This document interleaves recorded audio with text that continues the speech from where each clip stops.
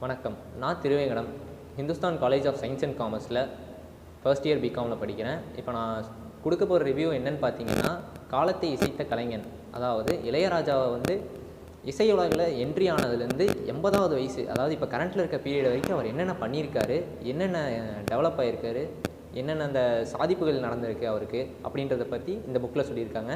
இந்த புக்கு எழுதுனது யாருன்னு பார்த்தீங்கன்னா ஜி. குப்புசாமின்றவர் எழுதியிருக்காரு. இந்த இந்த புக்கு வந்து 2022 ஜூலை மாதத்தில் வெளியாயிருக்கு. அதாவது 2022 ஜூலை மாதத்தில் வெளியீட்டு பண்ணியிருக்காங்க.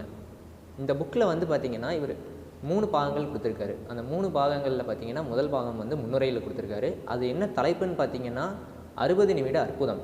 அதாவது இளையராஜாவோட நிறைய பேருக்கு வந்து இந்த சந்திப்புகள் வந்து ஏற்படுறதுக்கு காத்துக்கிட்டு இருக்காங்க. ஏன்னா அவர் அவ்வளோ பெரிய லெஜண்ட்னே சொல்லலாம். இந்த இளையராஜாவோட இவருக்கு ஒரு மீட்டிங் ஏற்பாடு நடந்திருக்கு.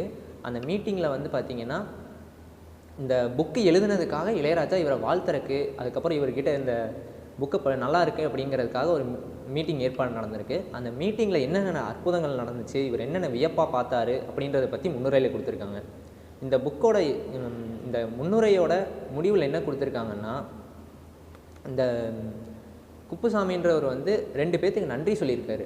எதனாலன்னா, இந்த மீட்டிங் ஏற்பாடுபடுத்தி கொடுத்த ஒருத்தருக்கும் அப்புறம் இந்த புக்கு எழுதுறதுக்கு உதவியாக இருந்தவருக்கும் நன்றி சொல்லியிருக்காங்க. அந்த 2 பேர் யாருன்னா, நான் கதிர்வேலுன்றவரும் இன்னொருத்தர் அரவிந்தன்றவரும். இவங்க 2 பேர்த்துக்கும் நன்றி சொல்லியிருக்காரு. இதோட முன்னுரை முடியுது. அதுக்கப்புறம் என்ன அதிகாரம்னு பார்த்தீங்கன்னா, சங்கீத பிரவாகத்தின் நதி மூலம். இதில் என்ன கொடுத்துருக்காருன்னா, இந்த அதாவது அந்த காலத்தில் வந்து பார்த்திங்கன்னா நம்ம கேவி மகேந்திரன் அப்புறம் எம்எஸ்வி இவங்க 2 இசைக்கலைஞர்களும் இணைஞ்சு தான் தமிழில் வந்து தமிழ் இசையில் வந்து கொஞ்சம் ஃபேமஸான பாட்டு எழுதிட்டு இசையமைச்சிட்டு வந்துட்டு இருந்தாங்க.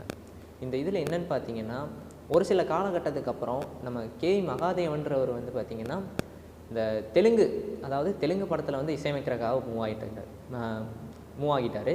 அதுக்கப்புறம் எம்எஸ்வி மட்டும் தனியாக நின்று நம்ம தமிழ் இசை உலகில் வந்து பாடல் அமைச்சிட்டோம். அதுக்கப்புறம் கொஞ்சம் இந்த மாதிரிலாம் பண்ணிகிட்டு இருந்திருக்காரு. அதுக்கப்புறம் இந்த சில இசையமைப்பாளர்களெல்லாம் இருந்திருப்பாங்க. அவங்கெல்லாம் வந்து பார்த்திங்கன்னா எக்ஸாம்பிளுக்கு இந்த விஜய் பாஸ்கர் அப்புறம் இந்த மாதிரி இருக்கவங்க எல்லாருமே வந்து பார்த்திங்கன்னா புதிய இயக்குநர்கள் கூட இணைஞ்சு இந்த மாதிரி இசையமைக்க ஆரம்பிச்சிட்டாங்க. அதுக்கப்புறம் இவங்க யாருக்குமே ஒரு விஷயம் தெரியல. என்னன்னு பார்த்திங்கன்னா, அந்த காலகட்டம் வந்து ஒரு புதிய கதாநாயகன், அதாவது புதிய நாயகன் யாருன்னு பார்த்தீங்கன்னா நம்ம இளையராஜா. அவரோட என்ட்ரி வரக்கான நேரங்கிறது யாருக்குமே தெரியல. அதை தெரிஞ்சுக்கிறதுக்கே உங்களுக்கு 40 வருஷம் கழித்து போச்சு. அந்த இதில் என்னன்னு பார்த்தீங்கன்னா, ஒரு அருணாச்சலம் அப்படின்ற ஒரு தயாரிப்பாளர் இருக்கார். அந்த தயாரிப்பாளருக்கு தான் இளையராஜாவோட முதல் வாய்ப்பு கிடச்சிருக்கு படம் எடுக்கிறதுக்கு. அந்த இதில் என்னன்னு பார்த்தீங்கன்னா, இளையராஜா வந்து ஒரு ஹார்மோனி அப்புறம் இவர் மட்டும்தான் வந்து ஒரு பாட்டு எழுதி கொடுத்துட்டு இசையமைச்சு கொடுத்துட்டு போயிருக்காரு. அந்த படமே பார்த்திங்கன்னா நல்ல ஃபேமஸாக ஹிட் ஆகிருந்திருக்கு.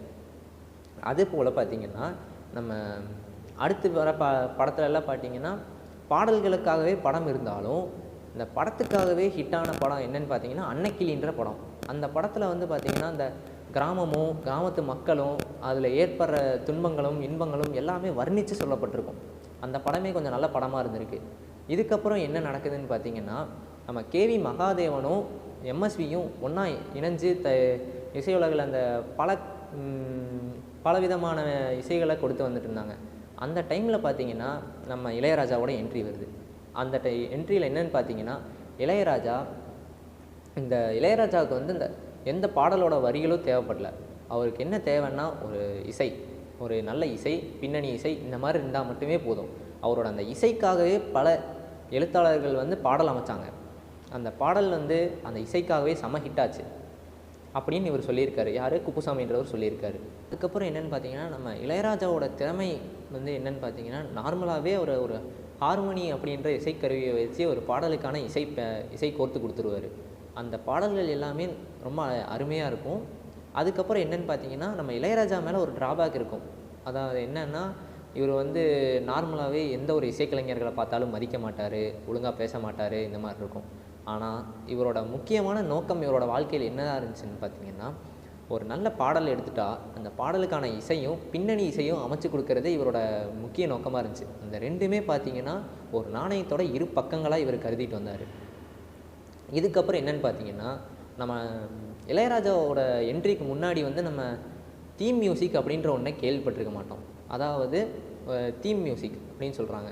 இந்த தீம் மியூசிக் வந்து எப்போ இளையராஜா கோர்த்து கொண்டு வந்தாருன்னா 16 வயது நிலை அப்படின்ற படத்தில் கொண்டு வந்திருக்காரு. இந்த 16 வயது நிலை படத்தில் இந்த மயிலோட காதலை வெளிப்படுத்துறதுக்கு ஒரு குழலோசை ஏற்பட்டிருக்கும், அதாவது புல்லாங்குழல் ஓசை. அந்த ஓசை மூலமாக இந்த தீம் மியூசிக்ன்றது வந்திருக்கு. அதுக்கப்புறம் என்னென்னு பார்த்தீங்கன்னா, நம்ம இளையராஜா இசைச்ச அந்த ஒரு சில படங்களுக்கு பாடல் இசையமைச்சு கொடுத்துருப்பாரு. அந்த படம் என்னெல்லான்னு பார்த்தீங்கன்னா, நம்ம உதிரி பூக்கள், அதுக்கப்புறம் இந்த ராமன் ஆண்டாலும் ராவணன் ஆண்டாலுங்கிற அந்த பாட்டு ஒன்று இருக்கும். அதுக்கப்புறம் முள்ளும் மலரும் அப்படின்ற ஒரு படத்தில் ஒரு பாடல் நல்லா இருந்திருக்கும். இது எல்லாமே இவர் இசைச்ச ஒரு நல்ல பாடல்கள் அப்படின்னு சொல்கிறாங்க. அதுக்கப்புறம் பார்த்தீங்கன்னா, நம்ம பாரதி ராஜா பக்கம் வந்தோம்னா, இவர் பாரதி ராஜாவுக்கு ஒரு பெரிய ஒரு ஹெல்ப்ஃபுல்லாகவே இருந்திருக்காரு. அதாவது என்னென்னா, பாரதி ராஜா வந்து ஒரு பல கதாபாத்திரங்கள் ஒன்றா நடிக்க வச்சு ஒரு படம் எடுத்திருக்காரு. அந்த படம் என்னென்னா நிழல்கள் அப்படின்னு ஒரு படம் வந்துச்சு. அந்த படத்தில் இந்த பல கதாபாத்திரங்களுக்கு வந்து இசையமைச்சு அந்த கதாபாத்திரங்களோட அந்த எக்ஸ்ப்ரெஷன்ஸ், ஃபீலிங்ஸ் எல்லாமே வந்து அந்த மியூசிக் மூலியமாகவே இவர் கொண்டு வந்தார். அதுவே இவர் வந்து ஒரு பெரிய முயற்சின்னே சொல்லலாம். அந்த முயற்சியுமே வெற்றி அடைஞ்சது. அடுத்து என்னன்னு பார்த்தீங்கன்னா, இளையராஜா அவரோட 70வது வயசில் ஒரு சில நிறையா இயக்குநர்களுக்கு வந்து ஹெல்ப் பண்ணியிருக்காரு. என்ன மாதிரி ஹெல்ப்புன்னு பார்த்தீங்கன்னா, அந்த ஒரு சில திரைப்படங்கள் எடுக்கும்போது அந்த ஒரு சில கதாபாத்திரங்களுக்கு வந்து வாய்ஸ் ஓவர் கொடுப்பாங்க. அந்த வாய்ஸ் ஓவரே தேவையில்லாதபடி இவர் அந்த கதாபாத்திரங்களோட ஃபீலிங்ஸு, எக்ஸ்ப்ரெஷன் இதெல்லாம் வந்து எக்ஸ்ப்ரெஸ் பண்ணுறதுக்காக இசையமைச்சு கொடுத்துருவார். அந்த இசை மூலமாகவே இந்த கதாபாத்திரம் என்ன ஃபீலிங்கில் இருக்குது, என்ன சொல்ல வராங்க அப்படின்றது நமக்கு புரிஞ்சிடும், அதாவது ஆடியன்ஸுக்கு புரிஞ்சிடும் அப்படின்னு சொல்கிறாரு. இதுக்கப்புறம் இவர் குப்புசாமின்றவருக்கு வந்து இளையராஜாவோட 75லேருந்து 80வது வயசு வரைக்கும் இவர் எடுத்த பாடல்கள் எல்லாமே கொஞ்சம் சுமாரான பாடல்கள் அப்படின்ற மாதிரி ஃபீல் ஆகும். யாருக்குன்னா இவருக்கு மட்டும் தனிப்பட்ட இது இவரோட ஒரு கருத்து. அதுக்கப்புறம் இவரோட 80லேருந்து 85வது வயசு வரைக்கும் இவரோட உச்சகட்டமாக வெற்றி அடைஞ்ச காலம்னு சொல்லலாம். ஏன்னா ஒரு சில இந்த இந்த முதல் மரியாதை, அப்புறம் இந்த முதல் மரியாதையும் மண் வாசனை அப்படின்ற படத்தில் இருந்த பாடலை விட இந்த 80லேருந்து 85வது வயசு வரைக்கும் இவர் இயற்றிய அந்த கிராமத்து பாடல்கள் எல்லாமே இவருக்குன்னு ஒரு தனி சிக்னேச்சர் பாடல்களாக இருந்திருக்கு. அதுக்கப்புறம் என்னென்னு பார்த்தீங்கன்னா, நம்ம இளையராஜாவுக்கு வந்து ஒரு தனி திறமை ஒன்று இருக்குது. அதாவது ஒரு சில நிறையாவோட இசை கலைஞர்கள் பார்த்திங்கன்னா, அந்த கோரஸ் சிங்கிங், அதாவது கோரஸாக பாடுவாங்கள்ல, கூட்டமாக நின்று எல்லாருமே கோரஸாக ஒரு பாடல்கள் பாடி அதை ஒரு அமைப்பாக கொண்டு வருவாங்க. அந்த அமைப்பு வந்து ஒரு சில கலைஞர்களுக்கு வராது. ஆனால் இளையராஜா வந்து அதில் ஒரு தேர்ச்சி பெற்றவராக இருந்திருக்காரு. அந்த பல பாடல்களுக்கு கோரஸ் சிங்கிங் அதை கொண்டு வந்து அதுலேயும் வெற்றி அடைஞ்சிருக்காரு. குறிப்பாக என்னென்னு பார்த்தீங்கன்னா, இளையராஜா ஆண்களை வந்து இந்த கோரஸ் சிங்கிங்க்கு பயன்படுத்த மாட்டாராம், பெண்களை மட்டுமே பயன்படுத்திட்டு வந்தார். ஏன்னா அவருக்கு வந்து ஒரு நம்பிக்கை இருந்திருக்கு, பெண்களோட குரல் வந்து அந்த பாடல்களுக்கு ஏற்ற மாதிரி நம்ம வடிவமைச்சிக்கலாம், கரெக்டாக கொண்டு போய்க்கலாம் அப்படின்னு ஒரு நம்பிட்டு இருந்தார். அதுக்கப்புறம் என்னென்னு பார்த்தீங்கன்னா, நம்ம இளையராஜா வந்து மோஸ்ட் ஆஃப் த டைம் இந்த ஹார்மோனி வச்சு இந்த சிங்கிங் இதெல்லாம் ட்ரை பண்ணிட்டு வந்தார். அதெல்லாமே ஒரு நோட்ஸ் மாதிரி எடுத்து வச்சுட்டு இருந்ததே கொஞ்சம் ஹிட்டாக ஆரம்பிச்சிருச்சு. அடுத்து இப்போ நம்ம இந்த புத்தகத்தோட கடைசி பாகத்துக்கு வருவோம். இதில் என்ன ஒரு தலைப்புன்னு பார்த்தீங்கன்னா, உயிர் காக்கும் சங்கீதம். அதாவது இளையராஜாவோட பாடல்கள் வந்து ஒரு சிலருக்கு வந்து நல்ல ஹார்ட் டச்சிங்காக, கொஞ்சம் ஆள் மனசில் பதிஞ்சு நல்ல புத்துணர்ச்சி ஏற்படுத்துகிற பாடல்கள் மாதிரி அமைஞ்சிருக்கும்.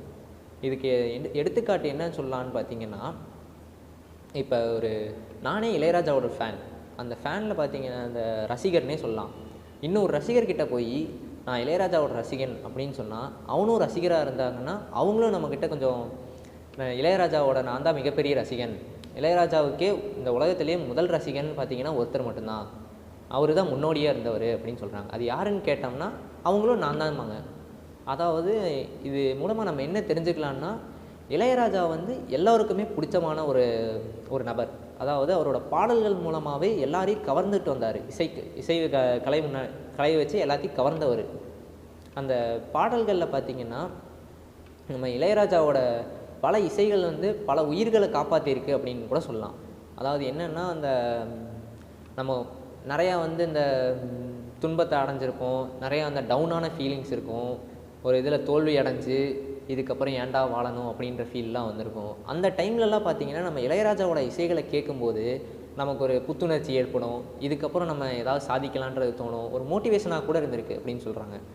அதுக்கப்புறம் என்னன்னு பார்த்தீங்கன்னா, இந்த குப்புசாமின்றவருக்கு ஒரு நிகழ்வு ஏற்படுத்தியிருக்கு. அந்த நிகழ்வு என்னன்னு பார்த்தீங்கன்னா, ஒரு பேருந்தில், அதாவது ஒரு பஸ்ஸில் வந்து ஒரு டிரைவர் போய் எல்லா பேசஞ்சர்ஸ் வச்சு ஓட்டிகிட்டு இருக்காரு. அப்படி ஓட்டிகிட்டு இருக்கும்போது என்னென்னு பார்த்தீங்கன்னா, திடீர்னு ஒரு முன்னாடி ஒரு லாரியோ ஏதோ ஒரு வண்டி வந்திருக்கு. அந்த வண்டிக்காரன் மேலே கோவப்பட்டு திடீர்னு ஏதாவது கொஞ்சம் ஆத்திரமாக பேசும்போது இந்த மாதிரி வாய் தகராறு ஏற்பட்டுருந்துருக்கு. அந்த வாய் தகராறை வந்து இவர் இன்னொரு 3வது மனிதர் ஒருத்தர் வந்து தடுத்து இந்த ஓட்டுநரை வந்து திருப்பி வண்டியில் ஏற்றி வண்டியை கிளப்புங்க அப்படின்னு சொல்லி ஏற்றி விட்ருக்காரு. அப்படி போகும்போதும் கூட பார்த்தீங்கன்னா, இந்த ஓட்டுநர் வந்து மிக கடும் கோவத்தில் இருந்திருக்காரு. வரவன் போகிறவங்களெல்லாம் திடீர்னு குறுக்க வரவனை திட்டுறாரு. வண்டியில் பேசஞ்சர்ஸ் ஒழுங்காக உட்காரலின்னா அது நின்றுட்டு அங்கேயும் இங்கேயும் நின்றுட்டு இருந்தாங்கன்னா திட்டுவார். இந்த மாதிரிலாம் பண்ணிட்டு இருந்திருக்காரு. அப்போ அந்த டைமில் பார்த்தீங்கன்னா, அந்த திடீர்னு வண்டியிலேருந்து ஒரு இளையராஜாவோட ஒரு பாட்டு ப்ளே ஆக ஆரம்பிக்குது. அந்த பாட்டை கேட்டதும் இவர் அப்படியே வாய்ஸில் அந்த கோவமெல்லாம் தணிஞ்சு ஒரு இந்த எப்படி சொல்கிறதுன்னா, ஒரு புதிய மனிதனாக வராரு. அந்த புதிய மனிதனாக வரும்போது இவர் எல்லாத்துக்கிட்டையும் தன்மையாக நடந்துக்கிறாரு. பக்கத்தில் ஒரு அம்மா குழந்தைய வச்சு நின்றுட்டு இருக்கிறத பார்த்துட்டும் இவங்க வந்து அந்த குழந்தைய முன்னாடி உட்காந்துருக்கவங்க கிட்ட கொடுத்துட்டு நீங்கள் இந்த பேனட் மேலே உட்காருங்கம்மா அப்படின்னு சொல்லி தன்மையாக உட்கார சொல்லிவிட்டு இந்த மாதிரியெல்லாம் பேசிக்கிட்டு வந்திருக்காரு. இதை பார்த்ததும் இவருக்கு நம்ம குப்புசாமின்றது ஒரு வியப்பாக ஒரு விஷயம் நடந்த மாதிரி ஃபீல் ஆகுது. நம்ம இளையராஜாவோட பாட்டில் வந்து இவ்வளவு உன்னதமாக ஒரு ஃபீலிங் இருக்கா, எல்லாருமே ஆள் மனசில் பதிகிற அளவுக்கு இருக்கா அப்படின்னு சொல்லி பார்க்குறாங்க. இதுதான் இந்த கடைசியில் உயிர்காக்கும் சங்கீதம்னு சொல்லி கொடுத்துருக்காங்க. இதோட இந்த புக்கு முடியுது. எனக்கு புரிஞ்ச வரைக்கும் நான் படித்த வரைக்கும் எனக்கு இந்த கதை ரொம்ப பிடிச்சிருந்துச்சி. இந்த இளையராஜாவோட இந்த அமைப்பு இது எல்லாமே பிடிச்சிருந்துச்சி. நீங்களும் இந்த புக்கை படித்து ஒரு சில பயன்கள் அடைவீங்க அப்படின்னு நம்புகிறேன். நன்றி.